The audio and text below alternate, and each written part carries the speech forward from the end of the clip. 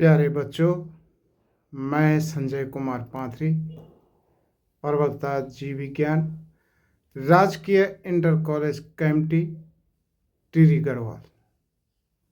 और प्यारे छात्र छात्राओं, आज छुट्टी का दिन भी है और मैंने सोचा कि एक छोटा सा टॉपिक आपको बता दिया जाए। तो आज का जो टॉपिक है वो है central dogma of molecular biology, माने आणविक जीव विज्ञान का सेंट्रल डोगमा। और इसके बारे में मैं आपको बताता हूँ। इसे क्रिक ने सन 1958 में प्रस्तुत किया और उन्होंने बताया कि आनुवांशिक सूचनाओं का प्रभाव एक दिशात्मक होता है। डीएनए से सूचना अनुलेखन, जिसको हम ट्रांसक्रिप्शन के द्वारा, मैसेंजर आरएनए में, फिर मैसेंजर आरएनए से सूचना ट्रांसलेशन, जिसको हम अनुवाद, प्रोटीन में स्थानांतरित होती है। तो अगर इसकी हम अभिक्रिया लिखें तो सबसे पहले हम कैपिटल डी यानी deoxyribonucleic acid is equal to transcription, messenger RNA is equal to, उसके ऊपर लिखेंगे हम ट्रांसलेशन, अनुवाद, और प्रोटीन।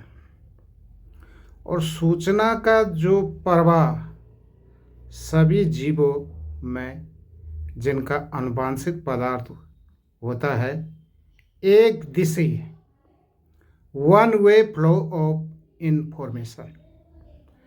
तो इस अभिक्रिया को हम इस प्रकार से भी लिख सकते हैं कि DNA transcription dash messenger RNA, फिर हम तीर का निशान लगाएंगे और उसके ऊपर लिखेंगे ट्रांसलेशन, अनुवाद, फिर प्रोटीन, और फिर इस प्रकार से ये central dogma, one way flow information. H Temin तथा वाल्ट मोर ने 1970 में बताया कि कुछ रेट्रोवायरस में, जैसे एड्स का वायरस सबको पता है, HIV, कोविड का वायरस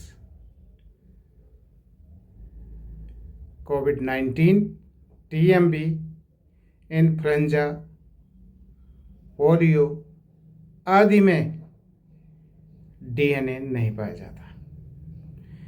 इसमें जो आनुवांशिक पदार्थ के रूप में आरएनए कार्य करता है, तब इसमें आनुवांशिक सूचनाओं का जो प्रवाह था, अब यहाँ पर थोड़ा उल्टा हो जाएगा। अभी तक जो है डीएनए से आरएनए का था, अब यहाँ पर आरएनए से डीएनए में, और डीएनए से फिर क्या बनेगा, मैसेंजर आरएनए, और मैसेंजर आरएनए से प्रोटीन।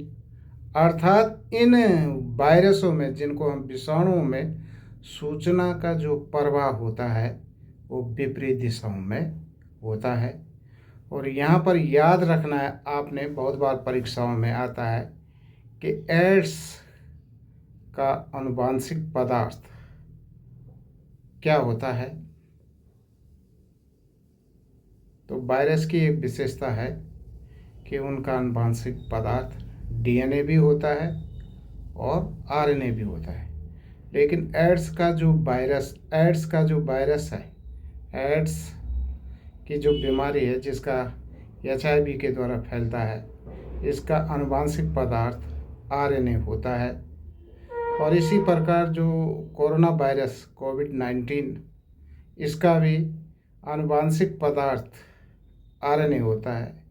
इसीलिए 2021 में यहाँ पर क्या हुआ कि इस बीमारी की जो वैज्ञानिकों के द्वारा टीकाकरण के लिए बहुत समय लगा, क्योंकि यहाँ पर अब इस रासायनिक या इस समीकरण को हम इस प्रकार से लिखेंगे, आरएनए, और यहाँ पर एक एंजाइम काम करता है जिसको कहते हैं रिवर्स ट्रांसक्रिप्टेज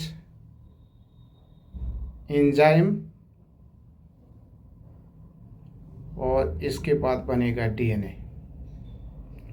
फिर ट्रांसलेशन होगा, अनुवाद, फिर मैसेंजर आरएनए, फिर प्रोटीन, और इस प्रकार का जो इसको हम कहेंगे रिवर्स सेंट्रल डोग्मा, और